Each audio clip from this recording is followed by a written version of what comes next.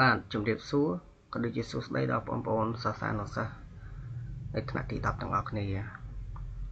ក្នុងថ្ងៃនេះផងដែរលោកគ្រូលើកយកនៅលំហាត់មួយទី4គឺតើតើមេរៀនអាល់កានយើងអញ្ចឹងក្រោយពេលដែលយើងរៀនចប់មេរៀនអាល់កាននេះគឺយើងត្រូវតែរៀនដោះស្រាយលំហាត់ទាំងអស់គ្នាលំហាត់ទី4គឺអាល់កានខ្សែបើកមួយមានម៉ាស់ម៉ូលទីគីល M ស្មើ58ក្រាមក្នុង1ម៉ូលកគណនាឬក៏កំណត់រូបមន្តម៉ូលេគុលខចូលសរសេររូបមន្តស្ទើរលាតនិងឲ្យឈ្មោះនៃបណ្ដាអ៊ីសូមេដែល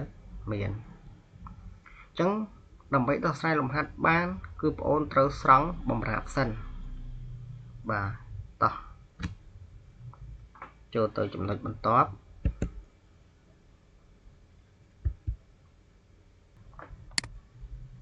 ដំណោះស្រាយ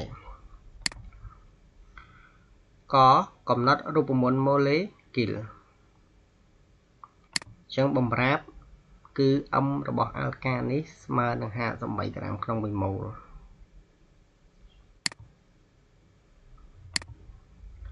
ដោយរូបមន្តទូទៅរបស់អាល់កានបងអូនចាំទេនៅមេរៀនខាងលើបាទគឺ Cn ហះ 2n បូក 2អញ្ចឹងគេនឹងរកម៉ាស់ម៉ូលរបស់អាល់កាននេះចំពោះ M នេះជា M ជាប់អញ្ញាត n អញ្ចឹង M ធំនេះគឺស្មើឲ្យ 12n 12n នេះគឺបានមកអំពីគឺ Cn នេះដែល C មានម៉ាស់ម៉ូលវា12អញ្ចឹងបូកឲ្យ 2n នេះគឺបានមកពីអ៊ីដ្រូសែន 2n បូកឲ្យ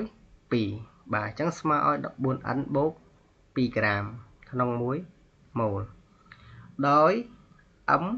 នេះដែលបំរាប់ខាងលើវាគឺជាម៉ាស់ម៉ូលដែលម៉ាស់ម៉ូលជាលេខបាទគឺ58ក្រាមក្នុង1ម៉ូលអញ្ចឹងយើងអាចផ្ទឹមរវាងម៉ាស់ម៉ូលជាអញ្ញាតនិងម៉ាស់ម៉ូលជាលេខនេះជាមួយគ្នាបានអញ្ចឹងស្មើឲ្យ 14n បូក 2របស់ម៉ាស់ម៉ូលនេះស្មើឲ្យ58ក្រាមរបស់ម៉ាស់ម៉ូលមួយនេះអញ្ចឹងយើងនាំឲ្យ n ស្មើឲ្យ58ក្រាមដកឲ្យ2លើ14ស្មើឲ្យ4អញ្ចឹង n វាស្មើ4យើងអាចជួសចូលក្នុងនេះបានអញ្ចឹងយើងបើយើងសរសេរយើងអាច C4 ហះ2គុណនឹង4 8 8បូក2 10បាទដូចនេះរូបមន្តម៉ូលេគុលនៃអាល់កានគឺ C4 ហះ10ចំណុចក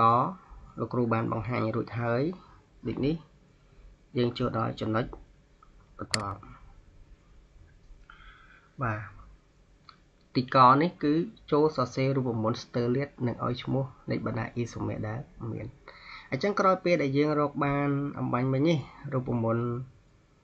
វាគឺ C4 ហះ10នេះអញ្ចឹងដើម្បីហៅឈ្មោះឬក៏ដើម្បីសរសេររូបមន្តស្ទើរលាតបានគឺបងអូនត្រូវចាំថាគឺវាមានការហៅឈ្មោះវាមានខ្សែត្រង់និងខ្សែខ្នែងអញ្ចឹងមុនដំបូងគឺយើងហៅឬក៏សរសេរជាខ្សែត្រង់សិនបាទអញ្ចឹងពេលយើងសរសេរចេញជាខ្សែត្រង់បងអូនអាចបូកមើលឡើងវិញ C ទាំងអស់មាន4 1 2 3 4បាទហើយហះអំបញ្ញមិញគឺ10 3 2 5 7 10បាទអញ្ចឹងត្រូវហើយអញ្ចឹងយើងអាចហៅឈ្មោះវាបានគឺ n បុយតានបន្ទាប់យើងអាចសរសេរចេញជាផ្នែកបានបាទអញ្ចឹងដើម្បីហៅឈ្មោះផ្នែកនេះបានគឺបងប្អូនត្រូវកំណត់ខ្សែមេសិនខ្សែមេជាខ្សែណាដែលវែងជាងគេអញ្ចឹងលោកគ្រូកំណត់ពីខាងឆ្វេងទៅមុនបាទទី1ទី2ទី3បាទអញ្ចឹងផ្នែកវានៅទីតាំងលេខប៉ុន្មានបាទគឺនៅទី2អញ្ចឹងយើងអាចហៅបាន2រចសញ្ញាមេទីលយើងរាប់វា1 2 3គឺប្រូប៉ាន បាទអញ្ចឹង2 Methyl Pro បាទអញ្ចឹងការបង្ហាញរបស់លោកគ្រូមានតែប៉ុណ្ណឹងហើយសូមជូនពរបងប្អូនទាំងអស់គ្នាខិតខំរៀនសូត្រនិងមានសុខភាពល្អទាំងអស់គ្នាបាទសូមអរគុណ